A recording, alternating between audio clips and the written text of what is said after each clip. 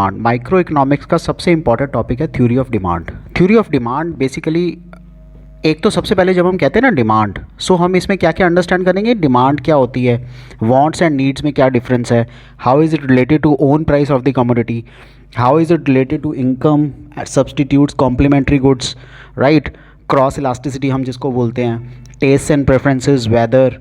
सो ये सब हम इसमें थ्योरी ऑफ डिमांड में अंडरस्टैंड करेंगे। सो हमारा फर्स्ट टॉपिक है what do we mean by the concept of demand. Demand for a commodity का मतलब क्या होता है? It refers to the desire to buy a commodity, आपकी इच्छा कि आप उस कमोडिटी को बाय करो, backed with sufficient purchasing power, आपके पास पैसे भी होने चाहिए और आप विलिंगनेस भी होनी चाहिए उन पैसों को स्पेंड करने की। सो तीन चीज़ें इंक्लूडेड हैं डिमांड में। एक तो desire to buy a commodity, that you want to buy a commodity, desire है, आपकी इच्छा है। Then is backed with sufficient purchasing power, आपके पास उतने पैसे भी होने चाहिए और आपकी विलिंगनेस भी होनी चाहिए, आप उन पैसों को स्पेंड करना चाहो। So desire to have a car, but जिन लोगों के पास पैसा नहीं है वो डिमांड नहीं है। Then this desire will remain just a wishful thinking, सिर्फ एक सोच हो सकती है, I want to buy a car worth 3 crore, but अगर मेरे पास 3 करोड़ रुपया कैश नहीं है तो मैं उसको बाय नहीं कर पाऊंगा। It will not be called a demand. If in spite of having enough money, one do not want to spend it on car, demand does not arise. So, अब मेरे पास 3 करोड़ रुपये फॉर एग्जांपल है, लेकिन मैं उसको कार पे spend नहीं करना चाहता, मैं घर पे स्पेंड करना चाहता हूँ, घर खरीदना चाहता हूँ, सो वो डिमांड नहीं है। The desire becomes demand when you are ready to spend the money on buying a car, car को परचेज करने में जब आप उसको स्पेंड करते हो, इसको हम डिमांड कहते हैं। सो डिमांड का मतलब क्या हो गया? In economics, demands refer to the effective demand that implies three things. One, desire to buy. Then you have the means to fulfill that desire, that is enough money, and you want to spend, that is your willingness to use those means for that purchase. कि आप पैसा है और पैसे को उसी चीज़ को खरीदने में स्पेंड करते हो, इसको हम डिमांड कहते हैं। What are the features of demand? Desire and demand. So demand is the amount of commodity for which a consumer has willingness and ability to buy. So किसी भी कंज्यूमर के पास जब willingness है, इच्छा शक्ति है, ability है उसको परचेज करने का, राइट, उसको हम डिमांड कहते हैं।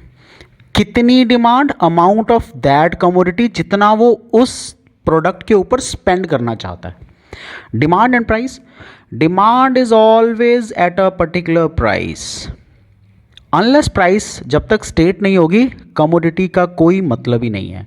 The consumer must know the price and the commodity, कौन सी कमोडिटी कितनी प्राइस्ड है। For example if you talk of gold, consumer को पता होना चाहिए हाईली प्राइस्ड होगा।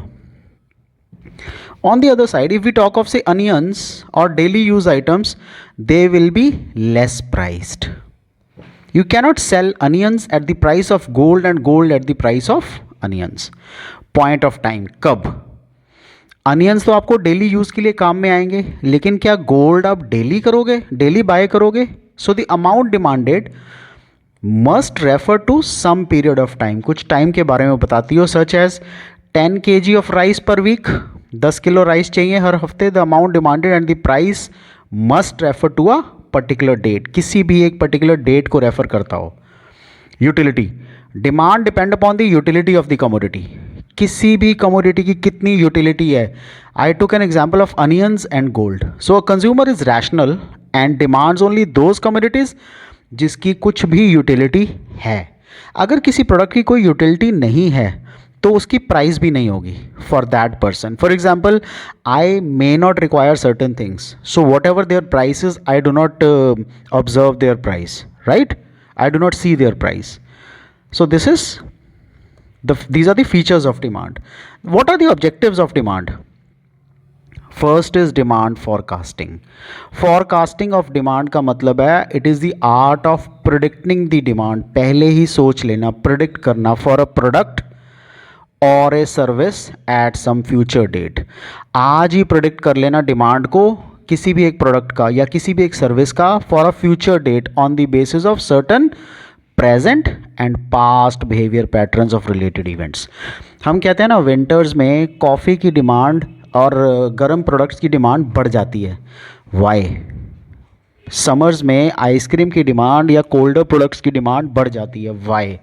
Because of the pattern, behaviour pattern, या कुछ ऐसे कंडीशंस जो वहाँ पे उस टाइम पे एग्जिस्ट करते हैं जिनके बेसिस पे हम ये डिसाइड कर पाते हैं कि yes we can rightly predict the demand. Production planning, demand analysis is perquisite for the production planning of a business firm. Expansion of output of the firm should be based on the estimates of likely demand. So output, किसी भी firm का जो output है वो किस पे based होगा? Estimates of likely demand, कितनी demand होती है. Otherwise there may be overproduction and consequent losses may have to be faced. So नहीं तो फिर overproduction होगा और फिर losses face करने पड़ेंगे. सो प्रोडक्शन की प्लानिंग ज़रूरी है, सेल्स की फॉरकास्टिंग ज़रूरी है. सेल्स फॉरकास्टिंग का मतलब क्या है? It is based on the demand analysis. कितने प्रोडक्ट सेल होंगे, ये डिमांड डिसाइड करेगी कितना एक पर्टिकुलर कमोडिटी का कितना प्रोडक्ट सेल होगा. Control of business. For controlling the business it is essential to have a well conceived budgeting of costs. किसी भी बिज़नेस को कंट्रोल करने के लिए अगर आप चाहते हैं कि किसी भी पर्टिकुलर सेल्स को मैं कंट्रोल करूं तो मैं कैसे कंट्रोल करूंगा? जब मेरे को पता होना चाहिए किस महीने में कितनी सेल्स कैसे आएंगी, right? So it is essential to have a well conceived, अच्छी तरह सोचा हुआ, तैयार किया हुआ बजटिंग ऑफ कॉस्ट होना चाहिए. एंड प्रॉफिट्स, कितना खर्चा आया और कितना प्रॉफिट आएगा, that is based on the estimation of annual demand. आप जब ये प्रेडिक्ट करते हो ना कि एनुअली इतनी डिमांड होगी या इतनी सेल्स होगी और इस प्राइस पे होगी, this is control of the business. These are the objectives of any business. ये बिजनेस के ऑब्जेक्टिव्स ऑफ द डिमांड, ये डिमांड के ऑब्जेक्टिव्स तभी क्रिएट होंगे जब तक ये चारों आप इकट्ठे यूज़ करोगे. फॉर एग्जाम्पल डिमांड फॉरकास्टिंग आपने कर दिया लेकिन प्रोडक्शन है नहीं, तो डिमांड फॉरकास्टिंग का कोई पर्पज़ ही नहीं है. सेल्स फॉरकास्टिंग आपने कर दिया, अगेन वही, प्रोडक्शन है नहीं, डिमांड है नहीं. आप तो अज्यूम कर रहे हो कि I will sell 10,000 units in a year, but will you actually be able to sell those 10,000 units? Unless until you have proper demand forecasting and production planning you can not have the sales forecasting. Control of business तभी हो पाएगा जब आपके पास ये ऊपर की तीनों चीज़ें होंगी, that is sales, production and demand for a particular product. जब आपको ये पता है कि किसी पर्टिकुलर प्रोडक्ट की डिमांड कितना मर्जी सेल कर लो है नहीं, या आप उसको प्रोड्यूस नहीं कर पाओगे उतनी क्वांटिटीज़ का. फॉर एग्जांपल अभी रिसेंट टाइम्स में जो चिप डलती है ना इलेक्ट्रॉनिक प्रोडक्ट्स में, उसकी डिमांड ज़्यादा थी बट पीछे से शॉर्टेज थी, यानी कि वो चिप मैन्युफैक्चरिंग में दिक्कत आ रही थी. अब क्या होता है उन चीज़ों में, जब चिप मैन्युफैक्चरिंग में दिक्कत आती है ना तो आप इलेक्ट्रॉनिक प्रोडक्ट्स को प्रॉपर्ली यूटिलाइज़ नहीं कर पाते हो, उसको सेल नहीं कर पाते हो, उसको मैन्युफैक्चर नहीं कर पाते हो. जब आप इलेक्ट्रॉनिक प्रोडक्ट्स को यूटिलाइज़ और सेल नहीं कर पाओगे तो क्या होगा? आपके सारी डिमांड फॉरकास्टिंग, प्रोडक्शन प्लानिंग सब बेकार हो जाएगा. आप उस बिज़नेस को कंट्रोल नहीं कर पाओगे. Why? Because of the threats from the outside world, right? So outside world के थ्रेट्स के कारण आप उस बिज़नेस पे कंट्रोल नहीं कर पाते हो. अगर किसी चीज़ में कंपटीशन ज़रूरत से ज़्यादा है, the person can never be price maker. वो प्राइस कभी बना ही नहीं पाएगा. He has to be price taker only. Okay.